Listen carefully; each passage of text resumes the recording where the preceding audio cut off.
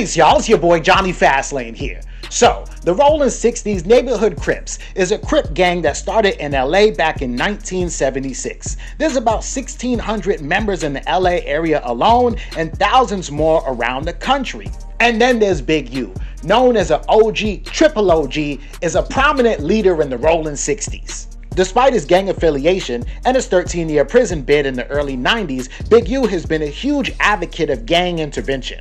Big U has an anti-gang charity called Developing Options, but recently he's been arrested with 18 other Rollin' 60s Crips in an FBI raid. Big U is accused of doing the exact opposite of what he stands for. There have also been various accounts of Big U using his power and gang affiliation to extort celebrities who visit LA. Brick Baby, Luce Cannon, Shitty Cuz, and even Nipsey Hussle were all Crips underneath Big U's umbrella. With 1 foot in the streets and 1 foot industry, Big U has a grip on street, gang, and hip-hop culture. In this video, we're gonna attempt to answer the question, did Big U set up Quando Rondo? Let's talk hip-hop.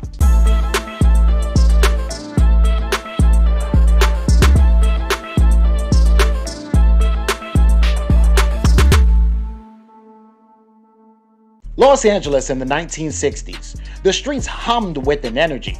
It was a blend of dreams and desperation. Among the rise of the Rollin' 60s, a figure emerged, later known as Big U, a man whose life would become coupled with influence, conflict, and redemption. Big U had to navigate the harsh realities of South Central. He rose within the Rollin' 60s, becoming an OG, or an original gangster. But after his 13-year prison sentence in 1991, he changed his life. After his release, he dedicated himself to giving back to the same community that he once terrorized. Big U shifted his focus. He poured his energy into community initiatives, attempting to steer kids away from gang life. He became a mentor, a voice of reason. He created programs, built bridges, and tried to heal the wounds of the streets that raised him. He became known for his community work. Big U also had ties in the music industry. Beneath Big U's umbrella, figures like Brick Baby, Luce Cannon, and Nipsey Hussle emerged. A network of relationships, business dealings, and street codes was formed. The influence of the Rollin' 60s extended into the music industry, blurring the lines between street life and stardom. Basically, Big U was putting his little niggas on. He was actually responsible for discovering Nipsey Hussle.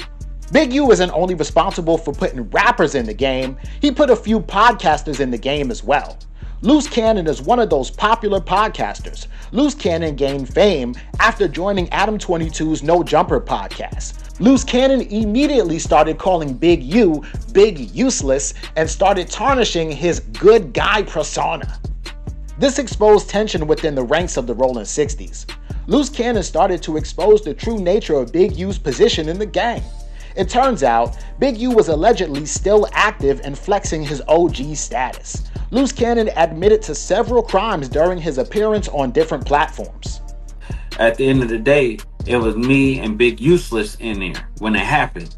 He spoke about being at the scene with Big U when PNB Rock got robbed and killed. He basically said that PNB Rock should have just gave up his jewelry and that he could have got it back later for a fee. Here's how Luce Cannon explained things.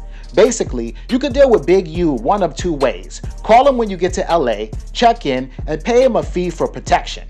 Or, you could just come to LA, he'll find you, and make you pay that fee. If you still refuse, that's when Luce Cannon, his muscle, will step in. Luce Cannon spoke about kidnapping Meek Mill in LA, calling Rick Ross, and making him pay $50,000 to save Meek Mill's life. He also spoke about robbing and stripping Gilly the Kid when he went to LA. You get the picture. And then there's the murder charge. Big U has been accused of allegedly killing Rayshawn Williams. Rayshawn Williams, or RW, is a rapper from Las Vegas who was signed to Unique Music, Big U's label. Apparently, RW was messing around in the studio and recorded a diss track towards Big U. Though the track had never been released, Big U allegedly took this as disrespect, especially since he was paying for RW's studio time. A recent indictment released by the feds alleged that Big U shot and killed RW and then left his body in the middle of the desert in Nevada. That brings us to Quando Rondo, a rapper from Savannah, Georgia. Despite being from the South, he's a self-proclaimed member of the Rolling 60s. In 2022, Quando Rondo met up with Big U in LA to check in. After Quando Rondo's meeting with Big U, he was followed and ambushed. During that attack, Little Pab, Quando Rondo's cousin, was killed. The following day, when Quando Rondo was back in Georgia, he went on Instagram and said that he's quitting his gang. He no longer wanted to be a member of the Rolling 60s. What's the point, he said. Y'all are supposed to protect me, not cause issues. It wouldn't be until October of 2024 that the public learned the people who ambushed Quando Rondo were allegedly affiliated with Lil Durk and OTF. Allegedly, Lil Durk got Quando Rondo's location from Big U. And Lil Durk and Quando Rondo have been beefing for about 5 years ever since King Von got killed in Georgia. Lil Durk is currently sitting in a federal jail facing murder for hire charges related to this incident. Now, these are some serious allegations, and currently, Big U has denied any and all criminal activity. Only time will reveal the truth, and we may never know who truly gave Quando Rondo's location away. We're doing more videos like this. Let us know in the comments what you would like us to cover here at allhiphop.com, and don't forget to like, comment, share, and subscribe.